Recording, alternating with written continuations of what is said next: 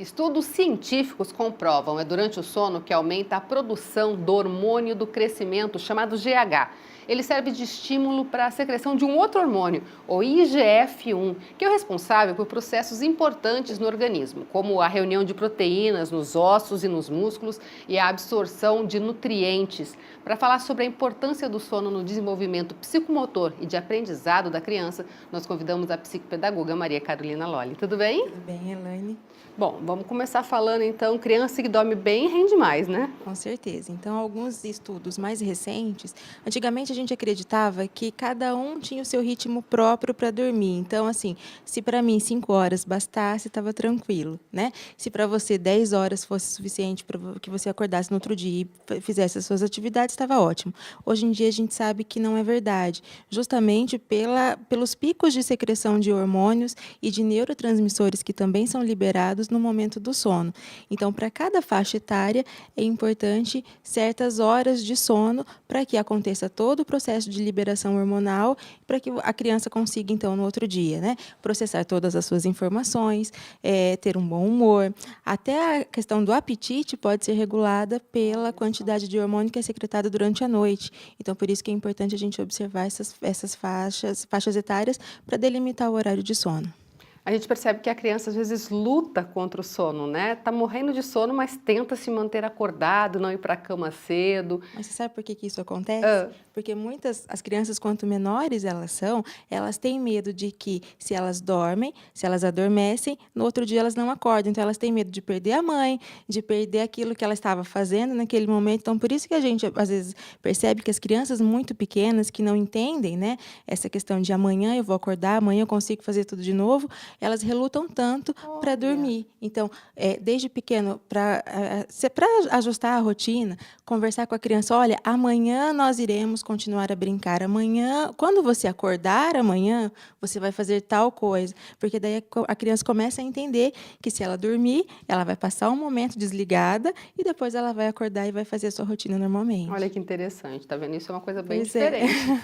Agora, a gente sempre fala muito sobre rotina para criança, né? E Sim. rotina para sono é É primordial. fundamental. Então, a questão das luzes próximo do horário de dormir é muito importante. Tem pais, tem famílias que reclamam bastante por conta do horário. Então, eles querem colocar a rotina nova de sono, só que daí a televisão fica ligada, o movimento na casa continua normal, então isso prejudica a rotina de sono.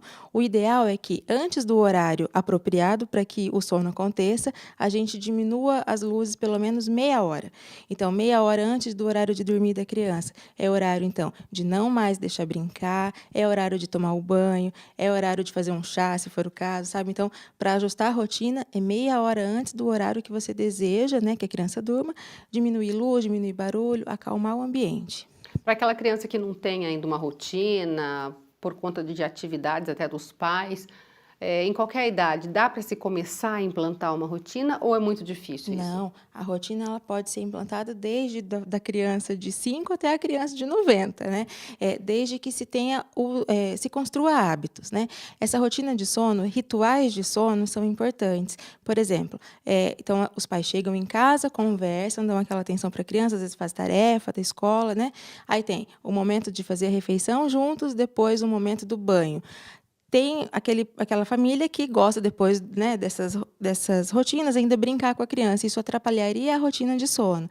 Então, estabelecer atividades rotineiras que sejam feitas no mesmo horário todos os dias é importante. Mas é importante que essa rotina também permaneça nos finais de semana e nas férias. O que acontece? Durante a semana inteira, a gente conseguiu arrumar a rotina da criança, por exemplo, na quinta-feira.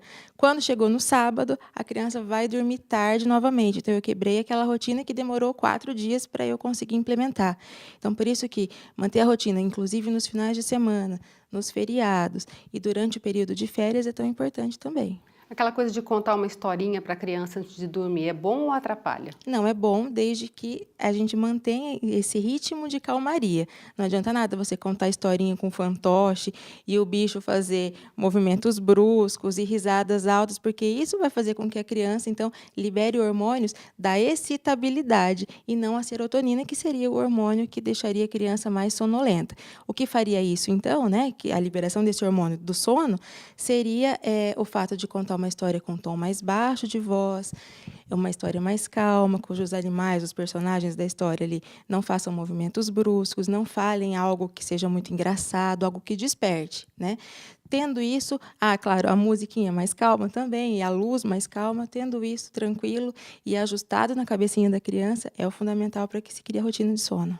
Tem uma média aí de certa idade a certa idade que é importante que a criança durma? Sim. Então, a criança, por exemplo, de 0 anos, né, do nascimento até por volta dos seus 3 anos, é importante que a criança durma 15 horas por dia, no período da noite. No período da pré-escola, então dos 4 anos até os 5 anos na educação infantil, é importante que a criança durma de 10 a 13 horas. E muitas vezes esse horário não é, né, obedecido ali.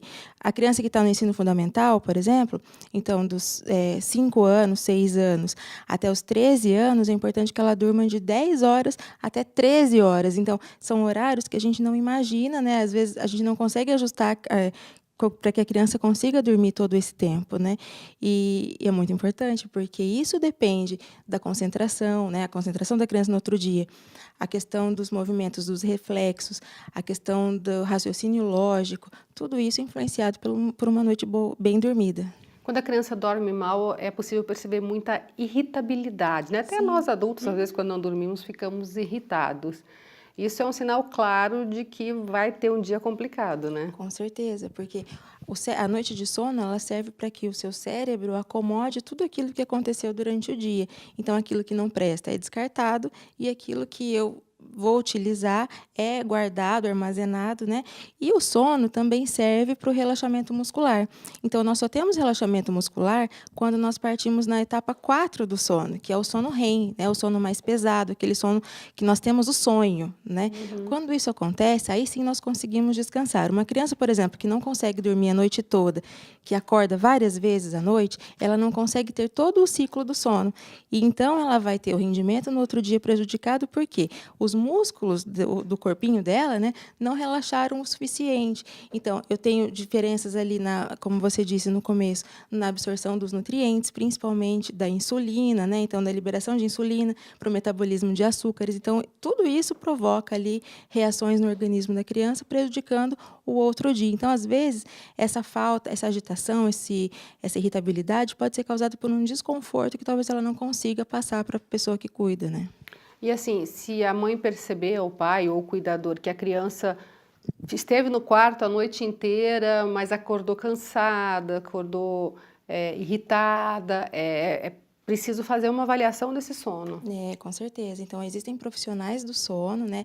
O neurologista pode encaminhar para um profissional especialista nesse sentido, que daí sim avaliará como é a qualidade do sono, porque não adianta nada. Tem crianças, às vezes, que dormem 10 horas, né? Só que essas 10 horas não têm a qualidade que elas deveria ter. Então, por isso que é importante quantidade e qualidade. Não adianta dormir 10 horas, deitar 10 horas, mas acordar de meia em meia hora, porque daí eu não consigo ter todo esse ciclo de sono normal. Então, não descansando, não tendo a liberação hormonal necessária, né? E não tendo ali, então, o equilíbrio do meu corpo de novo.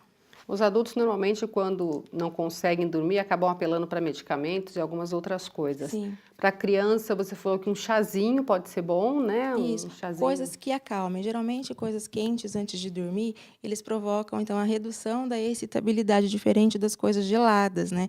E isso, assim, alguns estudos lá da homeopatia que garantem essas questões para a gente. Mas isso vai do tipo de hábito que você coloca na sua família. Talvez seja o hábito de tomar um sorvete à noite. Se esse hábito de tomar sorvete traga calma para a criança naquele momento, ótimo, ele pode servir como um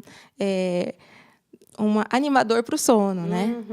Tem que ver realmente o que é o hábito da família. Isso, Mas lembrando que a coisa quentinha ajuda. ajuda, porque ela relaxa, né?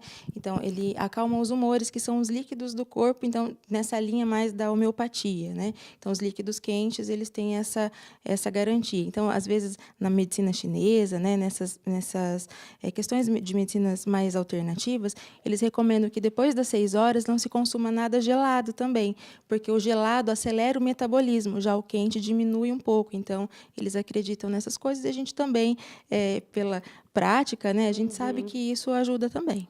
E ficar sempre de olho no sono da garotada. Com certeza, prestar atenção se dorme, se acorda muito tempo, se respira pela boca. Uma criança que tem respiração bucal durante a noite, ela também não tem um bom descanso durante essa noite. Então, isso precisa ser avaliado também. A forma como ela respira, se ela arranja os dentes, se ela se mexe muito, tudo isso precisa ser verificado. Tá certo. Muito obrigada, viu, Imagina. pelas informações.